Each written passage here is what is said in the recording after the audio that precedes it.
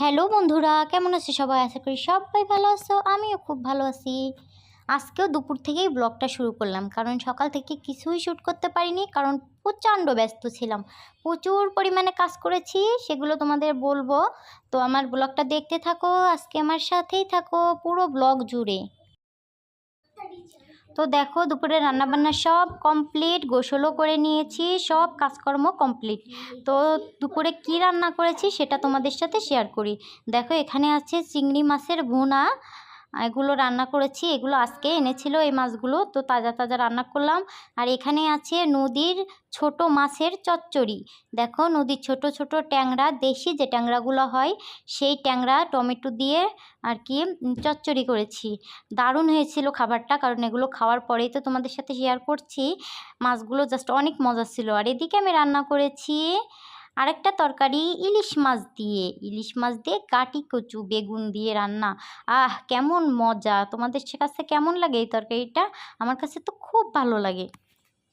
দেখো কালারটা কি এসেছে, দেখলেই মনে হচ্ছে খাওয়া শুরু করে দিই, তাই না? এই তরকারিটা অনেক মজা হয়েছিল। আর আমার কচু জাতীয় প্রত্যেকটা জিনিস খুবই ভালো লাগে। আর এই দেখো মাছের ভিতরে একটু ডিমও হয়েছিল। আর এই মাছটা জানো সম্পূর্ণ পদ্মার ইলিশ ছিল, যার জন্য অনেক মজা ছিল।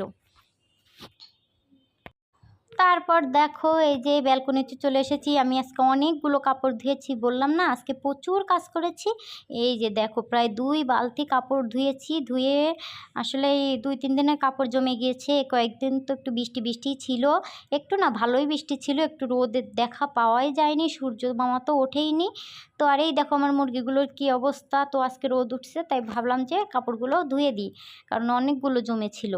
আর এই যে দেখো আমার মুরগিগুলো আর কি করছে, টুনটুন টুনটুন করে হেঁটে বেড়াচ্ছে, খাবার দাবার সব দেওয়া। এই যে, তো চলো রুমে যাই।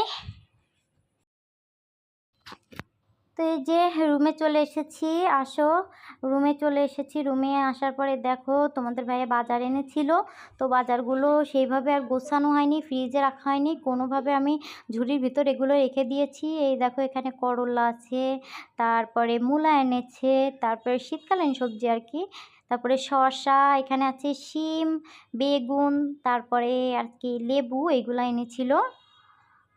আর বেগুনের সাইজগুলো দেখো, এই বেগুন ভাজি খেতে কিন্তু খুবই মজা। এখানে কাঁচামরিচ এনেছিল। তো এগুলো এখন আমি ফ্রিজে ঢুকাবো। চলো এগুলো ফ্রিজে ঢুকিয়ে দিই। তো বাজারগুলো ফ্রিজে ঢুকিয়ে ফেলেছি। আর আজকে বললাম না প্রচুর কাজ করেছি। আসলে আজকে আমি মাছ কেটেছি।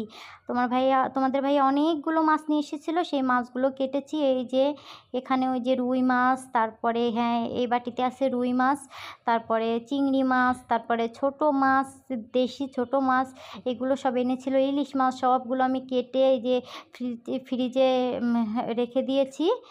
আর এখানে এই যে ফ্রোজিং করেছি সব কিছুই। আর এই যে এখানে তোমাদের ভাইয়া ফ্রোজিং কিছু রুটি এনেছে, এইগুলো হচ্ছে চালের আটার রুটি।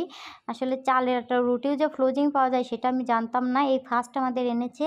আর এখানে উপরে তো পরোটা আছে, আমরা খেয়েছি। আর এখানে কিছু আছে, সকালবেলা ভেজে খেয়েছিলাম। আর এখানে কিছু আছে, তো এগুলো ওইভাবেই রাখা হয়েছে। চলো ফ্রিজটা বন্ধ করে দিই। আর ওই দেখো আমার মুস্কান বাবু এখানে ফুসকি দিয়ে চলে গিয়েছে রুমে। তো দেখি ও রুমে কী করতেছে। চলো, ওই যে আমার সাথেই আছে। তো রুমে এসে আমার মেয়ে আর্ট শুরু করে দিয়েছে। এই যে সে আঁকিঝুঁকি শুরু করেছে। বাবা কি আঁকিঝুঁকি করো, আমি বললাম। সে বলল আমার নানা বাড়ির দৃশ্য আঁকতাছি, দেখো আঁকা হয়ে গেলে তুমি এসে দেখবা। তো দেখি ও কি আঁকে, আঁকা হয়ে গেলে তোমাদের সাথে শেয়ার করব। সে কিন্তু ভালো ভালো দৃশ্য আঁকে। আর এদিকে দেখো টিভি চলছে, টিভিতে আমি ব্লগিং দেখছি। একটু পর আবার তোমাদের সাথে ফিরে আসছি। এই দেখো আমার মেয়ে কি এঁকেছে, তার নানা বাড়ির দৃশ্য এঁকেছে। এখানে যে চায়ের দোকান দিয়েছে, তার নানা বাড়ি একটা নদী আছে, সে নদীটাও এঁকেছে। নদীটার ভিতরে আবার মাছ, দেখো তোমরা। তারপর তারপর সন্ধ্যাবেলা একটু বাইরে গেছিলাম। আর এই দেখো বাইরে যেয়ে আমার মেয়ে খুব খুশি, নাচানাচি করতেছে। তো গুড মর্নিং ফ্রেন্ডস। এই যে এটা হচ্ছে পরের দিন সকালবেলার নাস্তা। পরের দিন সকালবেলা নাস্তায় ছিল রুটি, কলা, আর ছিল ডিম সিদ্ধ, তারপর চাও ছিল। তো এখন নাস্তা করে নিব। এই যে দেখো ডিম সিদ্ধও আছে, আমি আর মেয়ে দুইজনে দুটো ডিম সিদ্ধ নিয়ে নিয়েছি, তোমাদের ভাইয়ার খাওয়া হয়ে গিয়েছে। তো তারপরে ডাইরেক্ট চলে এসেছি একবারে লাঞ্চ মেনুতে। লাঞ্চে গরুর মাংস আর ডাল রান্না করেছিলাম, তো আমি গরুর মাংস দিয়ে এখানে পান্তা ভাত খাচ্ছি। কার কার প্রিয় এটা আমাকে কমেন্ট করে জানিও। যাই হোক বন্ধুরা, আজকের ব্লগটা এই পর্যন্তই। সবাই ভালো থেকো, সুস্থ থেকো, টাটা সবাইকে।